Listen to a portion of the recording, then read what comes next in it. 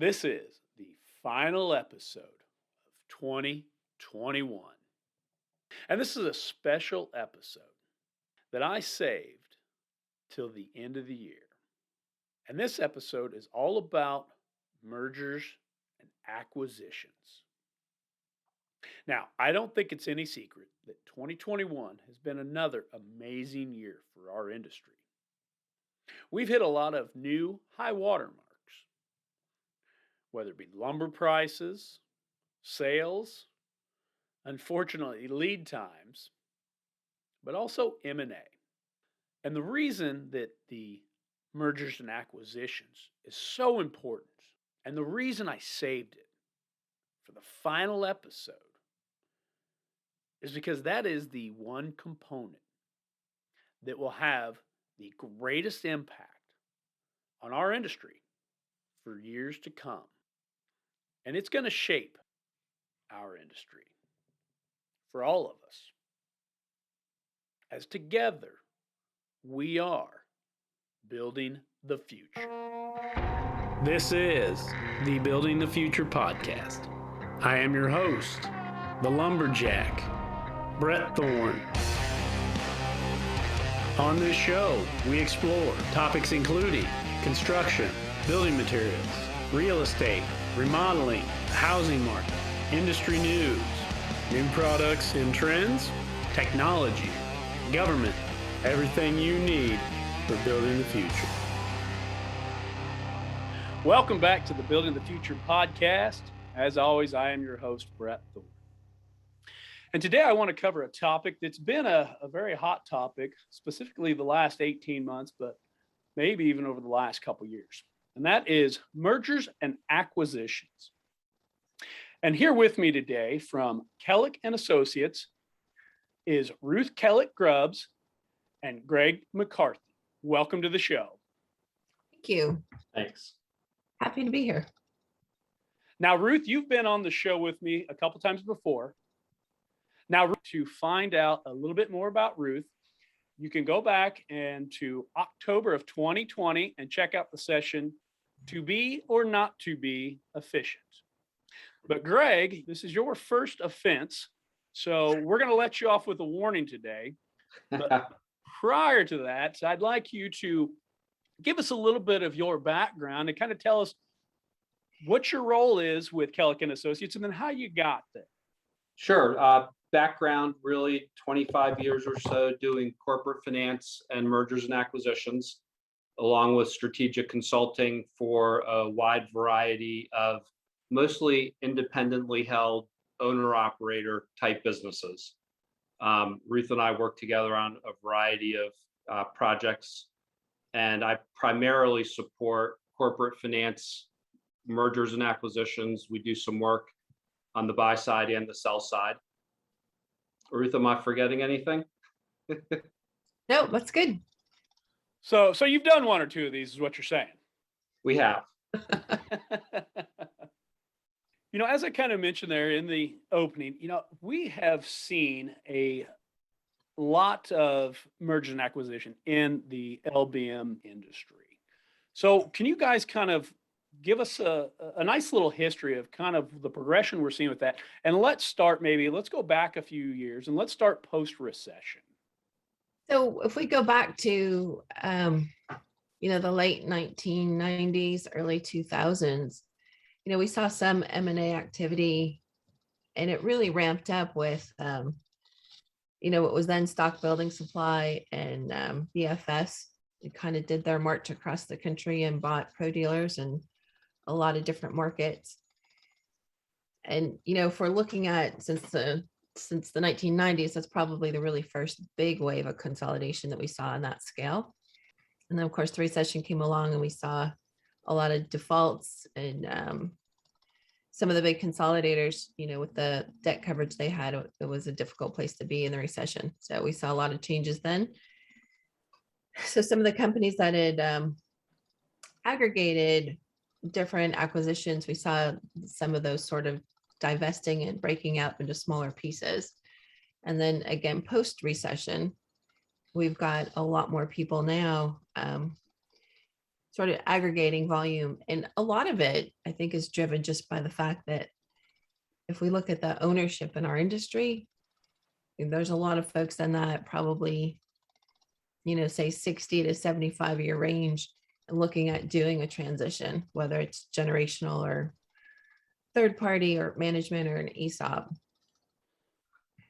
So the consolidations always kind of come in waves for our industry, and we go back and forth with that. And we're just in a generational transition that's pushing some of this, but I wouldn't say that's the only factor pushing it. I know, Greg, what would you add to that? I think certainly at this point in time, the tax policy was a big catalyst in the spring and summer. Fear that capital gains taxes would go up under the Biden administration drove a lot of people to kind of do the calculus. What do I get if I sell this year versus what might I get if I sell after tax rates go up? I think for the smaller independents, the COVID, the Paycheck Protection Plan money, along with commodity price inflation, has created stronger balance sheets and stronger P&Ls than many of them have seen in a while. And it's given them that extra margin to be able to go do a deal at a valuation that works for them. I think on the other side, more people are feeling the truth behind larger is better. And if I'm not one of the companies in my market that's getting bigger and gaining scale, the competitive dynamics might start working against me down the road. So I think it's, some things that have persisted for many years and some things that are kind of current day catalysts that'll probably work themselves out of the system over the next couple of quarters. So, if I'm understanding correctly, the drivers of this, it's on both sides of the court, really. You talk about the generational and the tax ramifications. Maybe that's pushing some of those to sell that maybe are doing it a little bit early. And then on the other side of the court, you've got some of the additional funds that have come in due to what COVID did to our industry, how it accelerated it, and then also some of the different stipends that came in from the government, maybe putting a little bit more money in the pocket for those that are looking to purchase and to grow. Is that correct? I think there's truth to that. Yep. Okay. So, talking about that, who are, and maybe not specifically as far as companies, but maybe more of a mold, who are some of the players in this? I noticed you mentioned independents there. I've also seen a lot of PE groups coming into the M&A market, but who are you guys seeing that are the traditional players, both on the buy side and on the sell side of this current market we're seeing? I would say on the sell side, it's tends to be the independents, not 100%, but a vast majority for sure. And so, and I think on the buy side, there's a lot of independent activity as well. Of course, the headlines are full of a lot of the more consolidator, PE-backed entities like USLBM or BFS making acquisitions, or Kodiak and those types of things. And so I think that there's a tremendous amount of activity, but we shouldn't overlook the independent, because there's a lot of independents that are growing and buying other independents. Okay. Now, it seems to be that just throughout the years, independents have been a lot more involved in the mergers and acquisitions. Obviously, they're entrenched in the industry. It makes sense for them to grow or to retire and get out. The private equity groups, we don't see them in this market a whole lot. I remember, back when we had the housing boom going on, you had Fidelity got involved with ProBuild. Now you're seeing Bain Capital and some of the others. Are they more of a traditional player in this market, or are they just kind of a hot market player? I'd say the private equity funded sponsors or buyers out there have a strong industry background and niche, and it has more of a feel of really strong executive teams and investors. I haven't seen a broad swath of lower middle market private equity funds come into the market. It's more independent sponsors. It's more seasoned executives with some capital behind them. I think over time, more and more lower middle market private equity funds will come into the industry. And part of that is a function of their markets expanding. The funds are getting bigger, more funds are getting started, and they need places where they can do their buy and build strategies. They buy a strong platform company and then they're out looking for a bunch of smaller tuck-in acquisitions. So I think over time, we'll see more activity on the lower middle market, more classic private equity funds. But in my experience, it seems to be people with a strong industry background to start with. It's more of a strategic buyer with capital behind them than really a classic private equity fund. And I think those are all terms of art, so people can kind of define these differently, but that's kind of how I view it. Okay.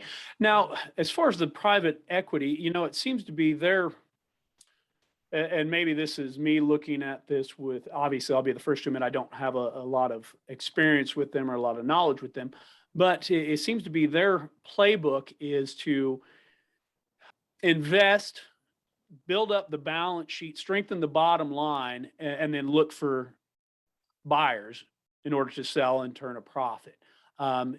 Do we see that happening with some of the PE groups that are getting involved now? Is that kind of what we're forecasting? I'm not forecasting that. I think we saw it, and Ruth, you'll have to remind me, the group in Southern California, ACS. Yes.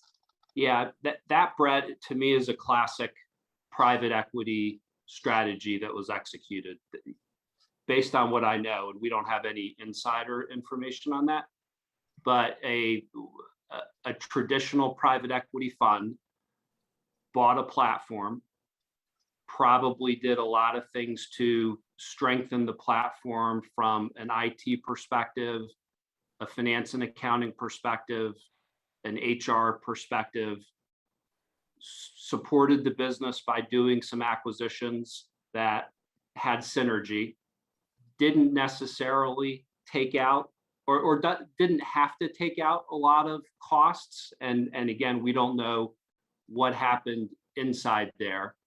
But after doing a series of acquisitions, and I'm sure improving the business in a lot of ways, it was attractive for somebody else to buy. I'd say that the fact that it sold to a larger industry strategic, to me, is more of a sign that the private equity market writ large isn't ready to really back these types of businesses through multiple generations of private equity. A lot of times, the small private equity fund will buy a smaller company, do some acquisitions, and in a lot of cases, sell it to a larger private equity fund. And you might have a couple generations of private equity ownership before it ends up being an independent business again, going public, selling to a large strategic. While we don't have a whole lot of clues as to why it kind of followed the path that it did, it would have been really cool to see it sell to a bigger private equity fund. I think that would have invited in more smaller private equity sponsors that would see an attractive opportunity to buy, a $30 or $40 million business in a market and expand geographically, expand the customer base a little bit, expand get into installed sales, add product lines. That to me would be the more traditional private equity trajectory in the late 90s and early 2000s. And it was a time where there was a lot of capital out there looking for places to invest. And for really the first time, the small local trades, services businesses became service sectors and industry sectors that were being consolidated. Electrical contractors, plumbing contractors, HVAC. They did a lot of acquisitions really fast. They built big businesses fast. That traditional type of private equity approach, the buy and build, I think, that's probably still in the future here. It's a dynamic that when it takes hold, I think will offer a path to liquidity for a lot more businesses. Cutting my teeth in this kind of practice back in the late 90s when there was a lot of consolidation among these buyers of services companies. There was a joke or a saying, and it might have even been a truth, that when the buyers start to buy other buyers, we're probably close to a top. Mhm. And the ACS storyline, what happened with USLBM and Bain, there's definitely an element when you've got these big buyers buying each other, we're getting closer to a top. Okay. So, what are some of the effects we're going to see due to all this M&A that's been happening over the last 18 months, 24 months, both from the independents, but then also from the PE groups, kind of like, maybe taking some of those strategies of buy it, build it, sell it kind of thing. I think for independence, and Greg kind of referenced this earlier, coming through the pandemic and the supply chain challenges that we've seen, one of the things that we've all experienced, unfortunately, is the allocation and can we get the product, and it's going to take a long time and I don't care what the price is, but can I just get it? And I think that's maybe the bigger strategic question for independents. And as Greg referenced, looking at the local market, I think we're approaching an environment where size and scale have more importance. How important is a business to a vendor? How important is the competition? And so when we look at that, I think that, some of the effects are that we'll continue to see the consolidation. We'll continue to see the big consolidators, the BFSs, the Kodiaks, the USLBMs of the world continue to grow. What's the end game and the strategy for them remains to be seen. What we've seen in the past in our industry is that, there's a lot of consolidation and companies get big. And then at some point, we're cyclical and so times get harder and we're generating less revenue. And a lot of times they get sold to something and then they get broken apart to create value. And that's historically been a trend. I don't know that trend necessarily continues. It wouldn't be surprising if it did, but it might be different this time. What are some of the pros and cons of larger M&A periods in our industry? I think first and foremost, any kind of change sort of accelerates or underlines the importance of improvement. So if I'm operating in a market and, somebody is acquired or somebody goes out and acquires somebody else and my competitive landscape is changing, I'm thinking about my competitive position and how do I continue to improve it. So I think, one of the best benefits is that there's that focus on improving, the products and services and execution I bring to the market. Outside of that, I think that the impact can be varied. In some markets, people lose choices. And we don't have, a lot of towns used to have several independent lumber yards, and now they might have one, plus a big box or a chain. So the consumer loses some choice in that piece of it. But ultimately, I think that the businesses we see out there are improving because of the focus on growth and acquisitions and competitive landscape moves. Okay. So maybe a good positive for the businesses themselves, especially as Greg had mentioned earlier, maybe some of the IT investments, some of the HR investments, really taking the business to the next level. Potentially the downside might be to the consumer, the end user, who has maybe less to choose from. So there's not as much competition, might then therefore not be quite as price competitive in markets. Is that fair? Yeah, that's fair. It's possible. I think generally what we see is the consumer does well. They might have limited choice, but independents are very competitive, and that, there's so many things that can be purchased other ways, whether it's online or through other distributors that'll ship in. I think that it's not a given that the consumer might lose out because of less choice, but that's a possibility. I think ultimately, it forces everyone to get better at their game. And I think, that's always a positive. When everybody is stepping up, the tide raises, all ships raise. Mhm. So now you guys obviously have been involved in several M&As. I'm guessing on both sides, on the buyer side and on the seller side. Is that correct? Yes. Okay. So when you are going through these, what are some of the guidance points or some of the key points that need to be looked out for or need to be amplified on both sides of the scale? So maybe if anybody was interested or thinking about it, they can kind of start to do some research themselves. That's a great question. There's a lot of things to consider. I would say on the buy side, the most important thing is just to be really clear on the strategy. And a lot of transactions in this industry happen opportunistically. I might call you up and say, Brett, you know what? I think I'm going to sell my business. I want to spend more time with the grandkids. I'm looking to do something else. Are you interested in taking a look?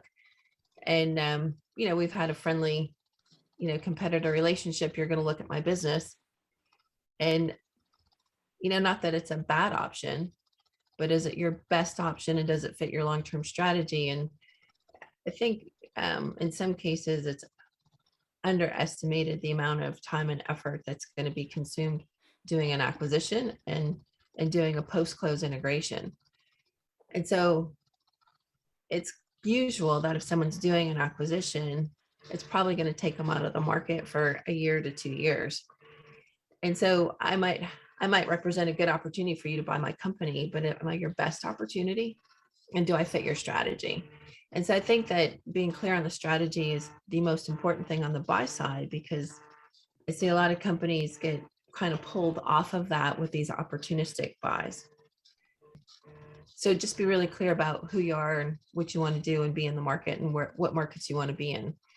So I'd say that for the buy side. And on the sell side, this gets complicated because so much of our industry is multi-generational family business. And if we can define the objectives of the owners, then we can create a transaction that meets that, whether it's generational or management or third party or ESOP. But when you've got multiple owners, you also often have objectives that aren't necessarily aligned or maybe competing. So for the sell side, I think it's just some good conversations around, what is it that we want to achieve? And that's not always easily answered. So sometimes there's a lot of work around that. And then it's just a matter of going out and making that happen. So at the really big level, I think that there are things that, probably another early step would be, what's my company worth? So that people get an idea of a valuation range and how that valuation range might trend, up or down a scale, depending on the type of succession that I want to pursue, whether it's generational or third party or what have you.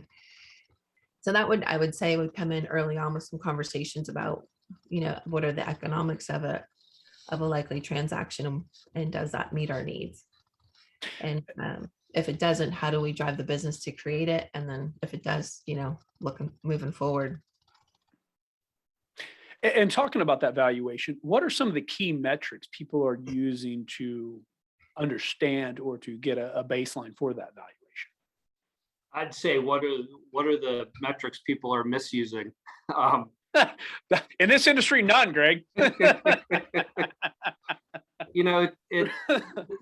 There are some general truths to, you hear people talk about multiples of profitability, EBITDA, earnings before interest, taxes, depreciation, and amortization.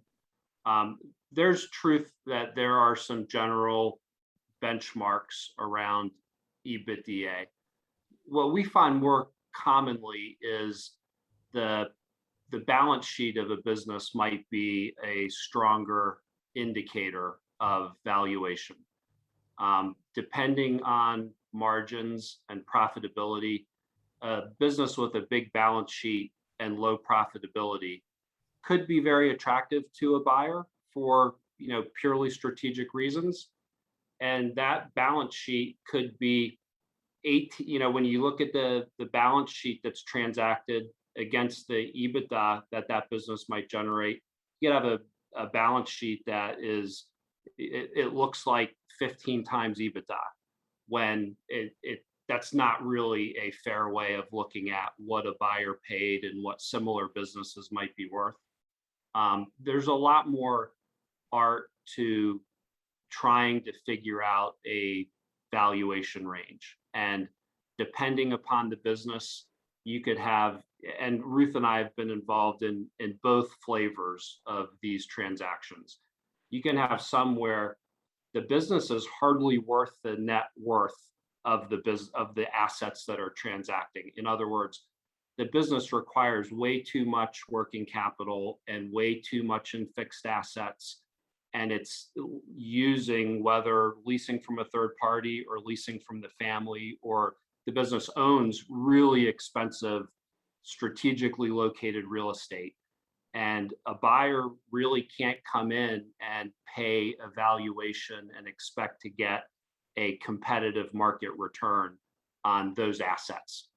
On the other end of the spectrum, you could have a business that does a really good job managing its working capital. It's relatively light on assets in terms of the equipment required and the real estate it uses. It uses its real estate really efficiently. It's strategically located, and they might generate margins to where a business like that could trade at a premium EBITDA multiple. In general, the EBITDA multiples tend to scale based on how big the business is. Businesses that generate a couple $1 million of EBITDA or less will trade at a discount to businesses that are generating $5 or $10 million of EBITDA or more. That to me is a more predictable and more reliable metric than every business across the board in every geography is going to trade for X times EBITDA. That to me is a misuse of that kind of rule of thumb. The rule of thumbs require a lot of context. And in a lot of cases, you have to go back and try and make sense of, why did this business trade for 20 times EBITDA and this other business traded for 7, when the business that traded for 7 was the much better business? So it sounds like, regardless of you're on the buy side or the sell side, there's a lot of moving parts and pieces to putting this puzzle together whenever you're looking to do a merger or acquisition. That is something that Kellican Associates helps facilitate. So can you guys bullet point, some of the services you offer for buyers and sellers interested in getting into the market? Sure. So for buying, we definitely work with companies to help them refine and really focus in on their strategy. And then we can help them go out and target a geography or a type of business and find potential targets to start conversations with and actually execute a transaction, take them all the way through. On the sell side, we definitely, again, a lot of conversations, especially in family businesses, a lot around, what's the family want to achieve. And that can be fairly extensive process in some organizations, but just identifying what it is that they'd like, and then kind of just taking them step by step through the process, understanding the valuation range and looking at and identifying strategic buyers, someone to whom they might have more than the average value to, and then making those contacts and taking them in a very controlled, confidential way to market. And some of the steps that might come under those just be identifying, where in the business we can make improvements. And if they want to sell and it's maybe, down the road, we might take a 12, 24, 36-month time period and help them dial up the business to really drive the value for whatever point in the future that they do want to make a transaction. Greg, what am I missing? I don't know that I can add anything to that. Okay. So you guys can help businesses on both sides, pre-transaction and then all the way through the transaction and then even post-transaction. Yeah, we do a lot of work and a lot of assistance on sort of a post-close integration. Yeah, so I think a lot of times we're so focused or people are thinking about getting the transaction done that um, what happens the day after and the next 90 or 100 days doesn't get as much attention as might be desirable upfront. And so, making sure we plan out, now we've got this, but how do we integrate and make it what we think it can be for us. And if listeners out there want to get in contact with Kellick and Associates to find out more about the services you offer, what is the best way to do that? They can reach Call out to Ruth. Wow, you just got thrown under the bus there. No hesitation whatsoever. Did I say that out loud? what I love about you, McCarthy. It's awesome. Yeah, so you could call us 864-363-5563. You could go to the website and reach out to us that way too, kellickandassociates.com. And before I let you go today, do you have any closing thoughts for the listeners? I think that there's so much transition coming up in our industry that there's a lot of opportunity, whether an organization's succession plan is to sell to a third party or generational or ESOP or management. So I would just say that, there's a lot of opportunity coming up and to carve out some time to think down the road and look a little bit longer term and start planning for some of that, especially if they think a transition is coming. It can be a little complex to set up the state plans and kind of balance the personal and the private. So my advice would be to carve out some time for some long-term strategic thinking and, identify what it is that they want a little bit more clearly. Because once we know what it is, you can make it happen. And Greg, Yeah, do you have any thoughts? I'd agree. Just continually refine what your objectives are and what your plan is. Be thinking about succession leadership. What do the next 5 years look like? And take advantage of the fact that, it's been a really good 12 to 18 months. There's probably a little bit of margin in the business financially to invest, improve systems, improve personnel. Be careful how you leverage the good period we're in right now to make sure it pays dividends down the road. Great advice. So, what advice would you have for a dealer that is maybe thinking about or could potentially want to go to market to sell their business in the coming years? There's a lot of things that they can do, but one of the most important is look at the business and say, does the business operate without the owner in it? There's a lot of organizations in our industry where the owner is kind of the company and holds a lot of the key relationships and still makes the majority of the key decisions. So finding a way to grow some people on the team that could step up into that role, or if there's nobody on the team, going out and finding someone who can join that they can groom and put in that position. Because most people that are buying company today do not have a bench of management. So there's not likely going to be many places or circumstances where an acquirer has a manager to sort of plug and play in a new acquisition. It's anybody buying, whether they're an independent or an aggregator, national consolidator, they're really looking for strong management talent that can continue the business.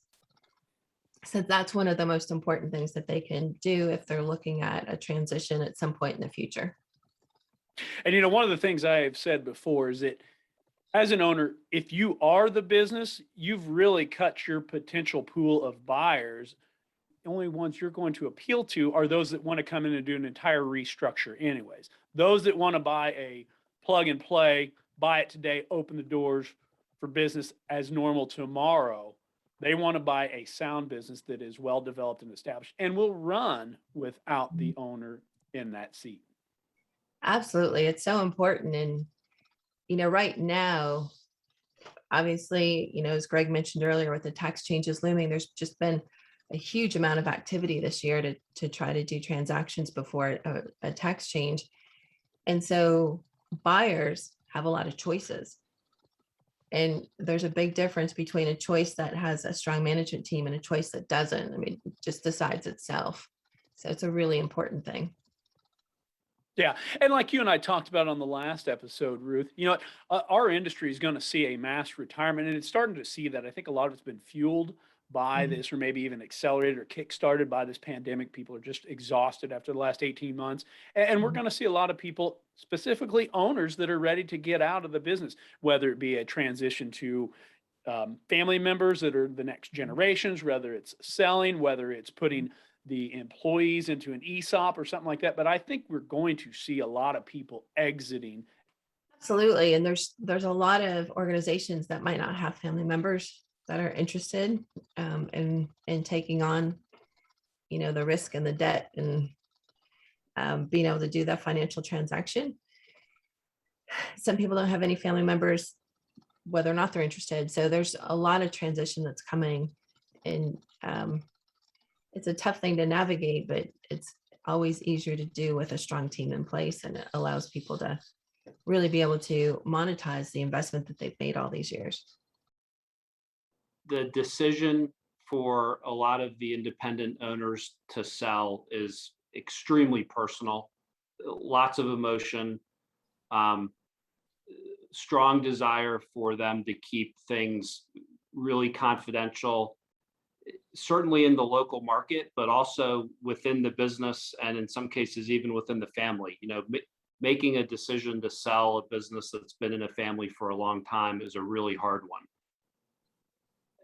In terms of preparing yourself, I don't know that there's a whole lot that you can do beyond, have a really trusted advisor that has some experience, that you feel is a part of the team to help you navigate. There are going to be ups and downs as a seller.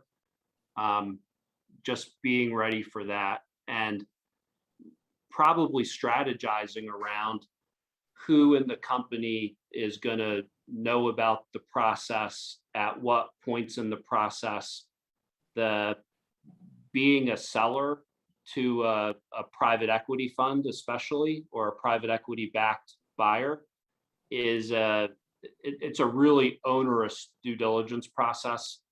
Most of the owners could never get through it without the support of a CFO or a controller or a team internally to help deliver the volume of due diligence material. So having that personal or emotional strategy, even, of who's going to learn about this process and when, and being prepared to just manage people's anxiety and uncertainty. It's a challenging process if you take all the emotions out of it, but it's highly personal for a family that has had a business in the family for a long time and they're considering selling. So, as far as that emotional counseling and coaching that sellers are going through, is that a call Ruth issue as well? Yeah, I might get in trouble if I give that response a second time. You Yeah, said I it. should You watch said my. it, not me. Yeah, I should probably watch myself too. I got to be one of her panelists in the coming months, so I should Yeah, probably yeah, make sure I'm not crossing too many boundaries here. you But I might be agree. sick. One other thing, there's a perception that there's a really good fit with an independent buying an independent or selling to another independent. And generally that's true, that there's a good values fit. And so I think a lot of independents have that preference. And I don't know that I mean, it's definitely true, but with some of the other buyers in the market, I don't know that the fit as different as they might expect. And in some cases, it might even be a closer fit than some independents. Another independent's going to come in and they're still going to want their culture and things are going to change, where some of these other buyers, might leave well enough alone. They're operating well and they're doing, they're going to come in and help in the finance. They're going to come in and help in HR and IT but, kind of let the business run so that there might not be as much disruption with some of those buyers as people perceive. Yeah, I would definitely looking at it from the outside in, having not been involved in any of these, I would almost think it would be the exact opposite. So I'm glad you clarified that, because I'd almost think that, a bigger buyer would come in and say, this is the way we do it in our big market, and this is the way you're going to do it. So you would almost think that they would come in with a stronger fist as far as how things were going to be done. So yeah, I'm glad you really clarified that. And Some now of- that you put it that way, I could easily see how that they would say, no, we're going to give you the resources. We have the resources you don't have. So we're just going to make you more efficient. You do what you do best. Let us do what we do best. And we're going to Mhm. put those pieces together, and we're all going to win. Some of the consolidators definitely do come in and say, this is what we do, and here's how it looks going forward. But others don't. And so I think that that's a little bit surprising sometimes to independents when you go through the process. Yeah, and looking at it a little bit differently, a lot of people will make private equity out to be the boogeyman. And in some cases, you do see a character come straight out of central casting. But I'd say there are a lot of high quality private equity funds that are really good at improving businesses. And the truth is, one of the best ways to improve a business these days is make it bigger so that it can support better IT, better HR, better finance and accounting. I mean, those things all improve businesses. And it's really hard for a $15 million business squeezing out 3% net operating income to invest in a really strong IT platform. It's understandable. I would think some of your bigger groups would obviously have the capital in order to really take it next level leaps and bounds. Sure. Yep. Ruth and Greg, I want to thank you both for your time today and for sharing with myself and the listeners. Sure thing. Thank you. This is the Building the Future podcast. Thank you for listening. Please subscribe. Please like and share. You can find out more at our website, www.buildingthefuturepodcast.com. Together we are building the future.